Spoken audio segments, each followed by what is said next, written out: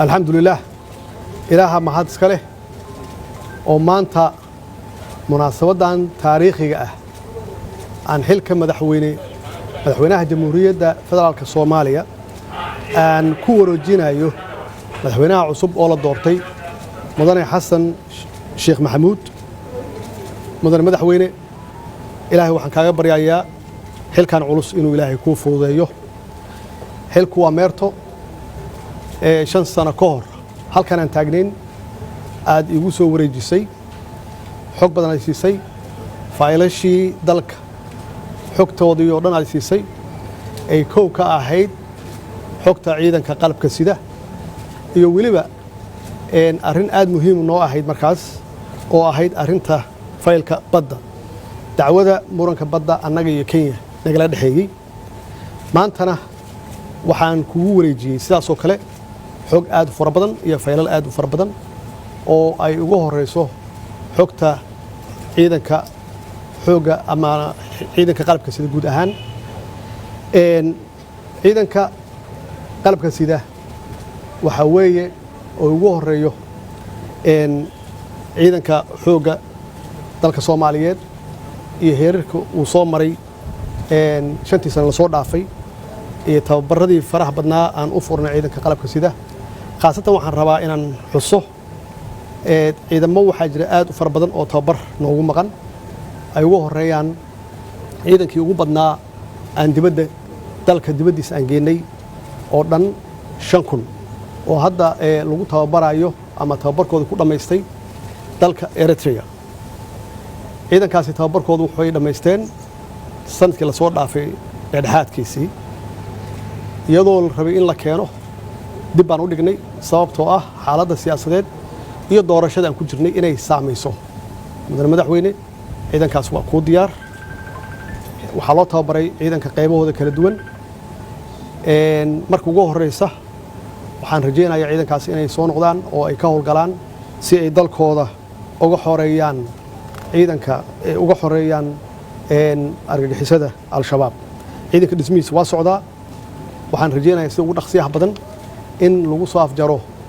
dhibaatada ay ciidanka shabaab iyo argagixisada ay dalka ku hayaan waxaan kaloo aan kugu wareejiyay sida adigu aad igu wareejisay 5 sano ka hor aan dib kugu wareejiyay in badqabka khayraadka dalka uu intact yahay sidii aan ugu imid oo aysan wax isbedel ah aysan ku dhicin arrinta badda murankeedii inay soo afjarantay ay soo dhamaatay sanadkii la soo dhaafay oo halkaas runtii aan ku guuleysanay waxaa intaas dheer hawadii dalka inaan soo celinay hantida ummadda Soomaaliyeed u dhaxaysa haday tahay dhismo iyo haday tahay dhulba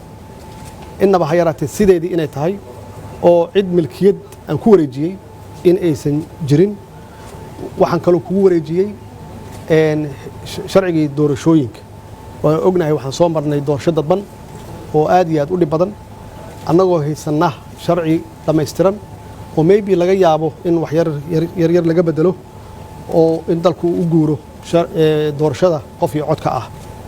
ama doorashada toosan si ummadda Soomaaliyeed ama shacabka Soomaaliyeed ay fursad uga helaan si ay uga qayb qaataan dimuqraadiyadda dalkan arrinta Somaliland waxay ahayd qadiyadda Somaliland waxay ahayd iyo arrinta Somaliland wax soo jiitamayay oo madaxweynihii ka horeeyay aad ka dhaxashay adigana aan ka dhaxlay iyadana u baahan dhamaystirka midnimada ummadda Soomaaliyeed waxaan kaloo aan kugu wareejiyay codsi aan u dirnay qaramada midoobay oo aan uga qayb galayno Security Council-ka aan uga qayb galayno oo aan xareynay codsigaas 2018 doorashada aan u galayno 2024 si aan maxaan ku raadaan u fariisano kursigaas 2025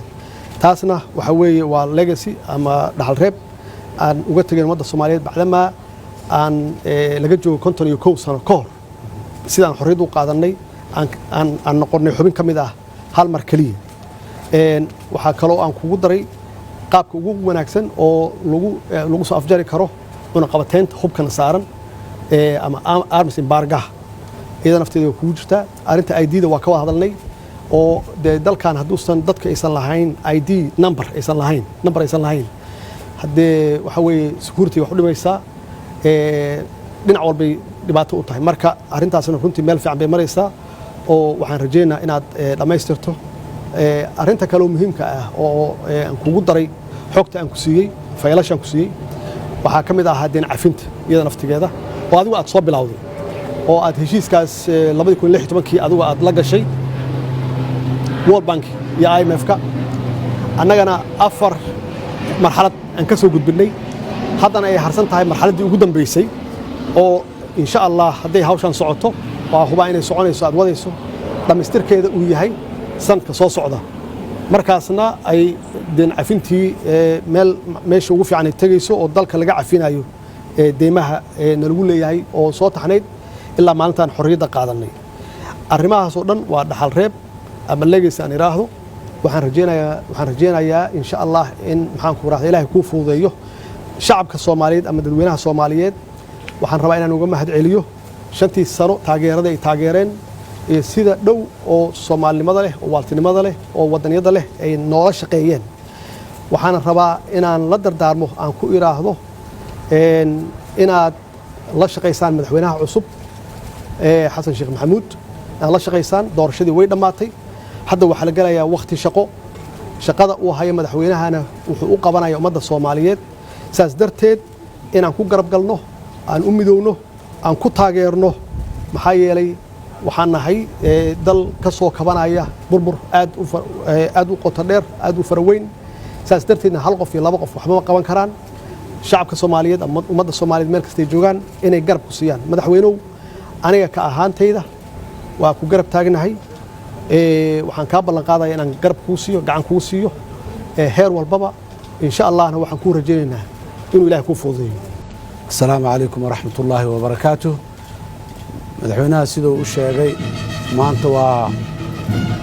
مالين أو تاريخي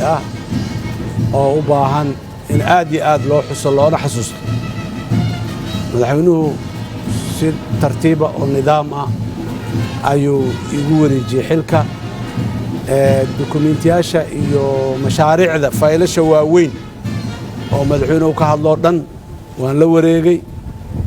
طبعا وترتيب ايان دب ودا اخر دونا ودا فيرن دونا وحي معلوماته ان فهم وين طبعا ولالكي waa jooga dib aan uula noqon doona waa weydiin doona laakiin faylashaas oo dhan maanta waa ka qaaday madaxweynaha sida ciidamada amniga khaasatan waa run ciidamada Eritrea jira muddo dheerna way naga maqnaayeen waana wiilasheeni waa ka shaqeynayna sida ugu dhaqsiya badan inay dalka u soo noqdaan oo ay dalkii dib u xoreyntiisa ay qaybta weyn oo ay ku leeyihiin ay ka qaataan waa ciidan Soomaaliyeed dalka Soomaaliya iska leh qofna ma lahayn dal kalena ma laha taasi waa halkaas inaha kale oo dhan deen cafintu way soo socotay haddana way socotaa waqtiyada madaxweynuhu uu sheegay waa waqti aad iyo aad loo rajaynayo inay ku dhamaato kuna dhamaan karto aan ka shaqeynaynaa haddii aan leeyahay inay ku dhamaato wixii dan Soomaaliya oo dhan waxaan intaas kadib waxaan rabaa inaan ku soo gunaanado madaxweynuhu waa mahadsan yahay waana oday Soomaaliyeed waana la jooga meel kasta uu joogo Ilaahay idankiisa waana la tasha doonaa waana muxuu ahaay iska warqabi doonaa hadii aan leeyahay xurmad weyn oo madaxweynenimo ayuu dalkan ku leeyahay madaxweynuhu dal ha joogo dibad ha joogo inuu xoogaal dalkan u noqdo wixii qadaayadaha waaweyn oo jirana waay aragnimo iyo xoogaalnimo dheer maadaama uu leeyahay waa wuxuu noqon doonaa qof lagala tashta arrimahaas hadii aan leeyahay sida uu madaxweynuhu u sheegay aniguna waa codsanaya ummadda Soomaaliyeed meel kasta ay joogto inaan halka ka taageeradiina idin weydiisanaya kalsoonidiina buuxdaan idin weydiisanaya sidaad horeba igu taageerteen madaxweynahana kalsoonidiisa uu iga tagay waa ku mahadsan yahay howlaha noo taalo howlaha waaweyn faylasha waaweyn oo madaxweynuhu ka hadlay oo dhan haddii aanay dadka Soomaaliyeed u wada guntanin howl hadda qof kaligiis iyo laba iyo lagu dhamaystirkeeda lagu qofku mas'uulka ah wax waa bilaabi karaa ra'yi waa curin karaa waa keeni karaa laakiin ra'yigaas inuu dhaqan galo oo waxtarkiisu ay ummadda aragto waxay u baahan tahay u wada istaagidda ummadda iyo garab istaagidda madaxda dhammaan in la garab istaago madaxweynaha kaliya maaha dawladda oo dhan qaybaheeda iyo laamaheeda kala duwan aad iyo aad ayaan mar kale ummadda Soomaaliyeed ugu mahad celinaya madaxweynaha noo aadan ugu mahad celinaya madaxweynaha ma santahay Allah ku dhaw ma santahay